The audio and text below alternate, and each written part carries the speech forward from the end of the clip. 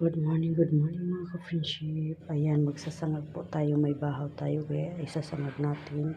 Ito ba, sobra din namin na ulam to kahapon ng almusal. Nilagay ko sa rep. Ayan ang ihalo natin. Tsaka adobo. Ayan ang almusal ng aking mga junakis mga ka-friendship. Ayan na mga ka-friendship. Ayan, nadurog na natin yung kanin. Ito yung mga tira-tirang mga ulam mga ka-friendship, diba? Para hindi masayang, ilagay natin sa sinangag mga ka-friendship. Lagyan natin ng isang itlog. So, let's start to gisa-gisa. Good morning. Maglagay ng mantika sa kawali. Painitin siya mga ka-friendship para hindi dumikit ang ating sinangag na kanin. Yun na yung pangpalasa natin mga ka-friendship. Oyster sauce, magic sarap. Ayan. Let's start. Isangag lang po natin mga ka-friendship yung kanin. Hintayin lang po natin maluto ang kanin. Inuna ko na siya mga friendship haluan ng itlog. Ayan, mayang konti.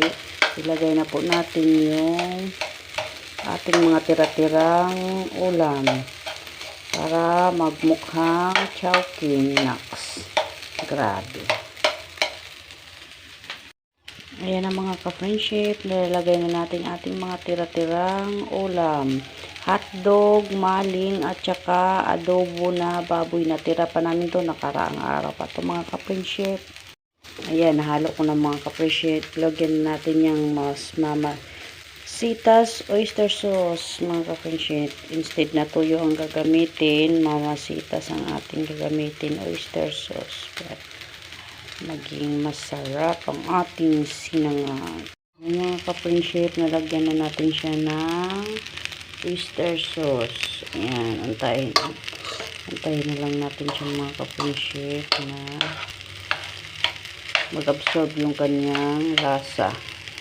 Tapos, ready to serve na po.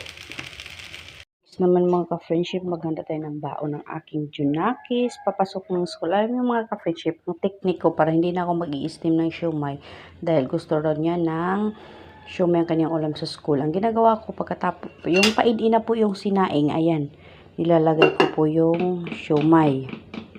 Ayan, luto na siya mga ka-friendship. Ganyan lang para makatipid po tayo ng gas. Hindi na natin kailangan ng i-steam pa. Ayan, i-prepare ko na siya dito. Maglalagay na po ako ng pambaon. Ayan na mga ka-friendship.